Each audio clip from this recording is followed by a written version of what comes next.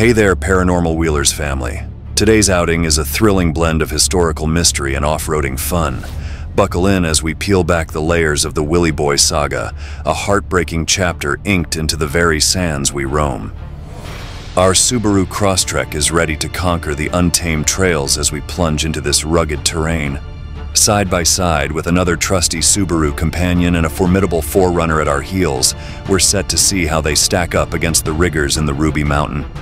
As we traverse through the twists and turns of the desert, the timeless story of Willie Boy unravels, a Native American caught in a deadly web spun from love's complex threads. Join us as we navigate both the literal and metaphorical bumps of this journey, pondering the intricate moral dilemmas faced by all those involved in this Old West drama.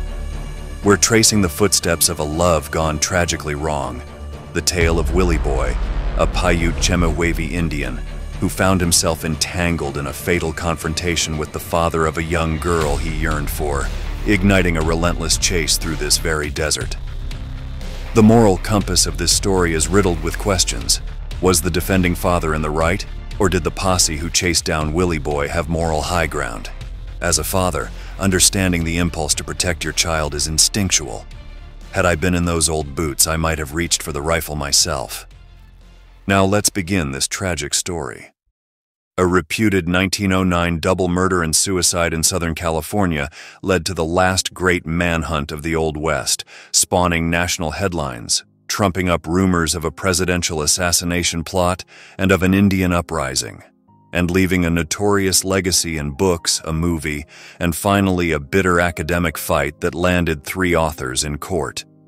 The saga of Willie Boy, a 28-year-old Paiute-Chemehuevi Indian who apparently shot and killed the father of a 16-year-old girl he loved and then led lawmen on a deadly desert pursuit, was a love story gone awry. But because the newspapers saw this as a way to boost circulation, Willie Boy went down in history as a drunken Indian murderer and potential presidential assassin, crazed with lust for a teenage girl he kidnapped and brutally murdered. In 1900, 19-year-old Willie Boy was living in Victorville with his sister and her family. When 2 little boys, ages 6 and 8, were orphaned, Willie Boy took care of them, moving them from a nearby reservation. He was a quiet, hard-working cowpuncher with a good, sober reputation. Despite his future national notoriety, he never left the Mojave Desert, working at ranches along California 62 in the Morongo and Yucca Valleys and Joshua Tree before moving to 29 Palms. There, in 1909, he fell in love with his 16-year-old distant cousin, Carlota Boniface.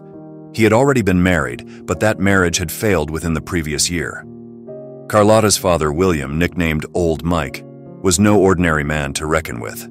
He was a shaman of Willie Boy's tribe, a powerfully built man with spiritual authority, who refused to let his daughter marry a relative, no matter how distant.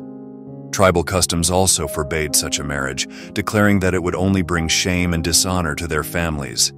Besides that, Old Mike just didn't like Willie Boy. Despite her father's objections, Carlota ran off with Willie Boy, and the two spent the night together before relatives brought them back. A few months later, when Carlota moved with her family to pick fruit on the Gilman Ranch in Banning, 80 miles east of Los Angeles, Willie Boy followed. On September 26, desperately in love with Carlota, Willie Boy confronted Old Mike with a gun. Whether he shot the older man or the shaman died in a struggle over the weapon is not known. But even as her husband lay dead, Carlota's mother was sympathetic to the lovers. She gave them several hours head start before calling tribal police. 5 men set off in pursuit. The lovers began their trek, backtracking and circling to elude the posse. Eventually, they crossed nearly 600 miles of sun-baked earth, averaging 50 miles a day in the inhospitable 100-degree heat, staying ahead of the lawmen for a dozen days. Willie Boy was renowned in his tribe for long-distance running, and he knew all the watering holes.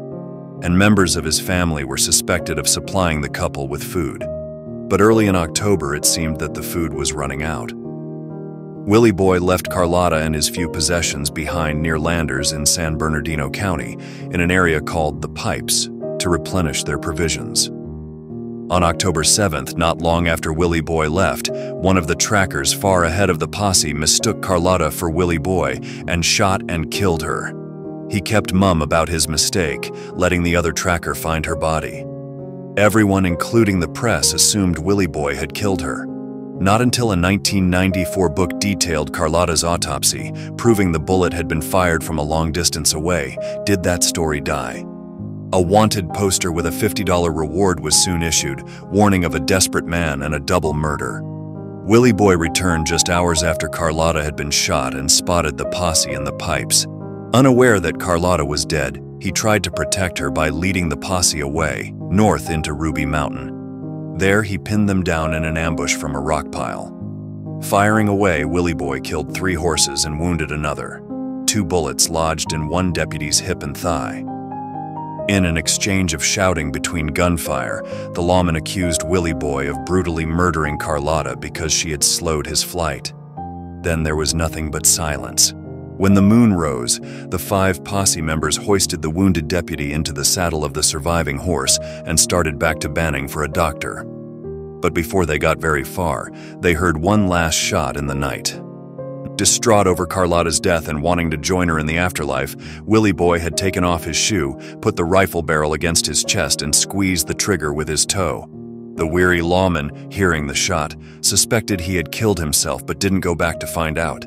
The press refused to believe Willie Boy was dead or to let a good story die. Hoping to raise circulation with white fears of a reckless Indian still on the loose, reporters trumped up rumors of a presidential assassination plot. The timing was perfect. President William Howard Taft was scheduled to arrive in San Bernardino and Riverside counties as part of a national trip to buoy his presidential image. Taft's visit, along with the fact that his nickname was Billy Boy, an eerie echo of the young Indians, spurred men to form a larger posse to find either Willie Boy or his body. Fear of an Indian revolt was stirred even further by Clara True, the agent in charge at the Morongo Indian Reservation. She told anyone who would listen that if Willie Boy was not captured quickly, other Indians might join him in rebellion. Local farmers, anticipating an Indian attack, busied themselves cleaning guns. Children hesitantly walked to school looking over their shoulders. On October 15th, 8 days after Willie Boy's death and 3 days after Taft's train rolled out of Riverside without incident, the posse found Willie Boy's badly decomposed body at the ambush site on Ruby Mountain. They burned his body on the rocks where it lay. Almost a half-century later, Willie Boy's celebrated story was revived by author Harry Lawton in his book, Willie Boy, A Desert Manhunt, for which he interviewed surviving members of the posse. It got its widest audience in the 1969 movie, Tell Them Willie Boy Is Here, starring Robert Redford. But it wasn't until 1994, when authors James A. Sandos and Larry E. Burgess wrote their take on events in The Hunt for Willie Boy, that Willie Boy became the nexus of a bitter legal and academic fight that landed the story's chroniclers in court. In their book, Sandos and Burgess accused Lawton of being careless with the facts, calling him an Indian hater. Lawton sued for libel. The case was settled without money changing hands. Sandos and Burgess were ordered to write a correction in any undistributed copies in future editions, retracting the Indian hater charge and other points of contention. Later this year, Willie Boy's story will take yet another twist when former deputy prosecutor, criminal defense attorney, and Los Angeles County Municipal Judge James Pat Patterson's novel, The Last Posse, is published. It is written from the perspective of a newspaper reporter. On the reservation, Willie Boy's reputation was not badly tarnished. His tale would continue to grow as part of the Chemehuevi storytelling tradition. Others have taken up Willie Boy's legend by putting landmarks at the end and beginning of his trail.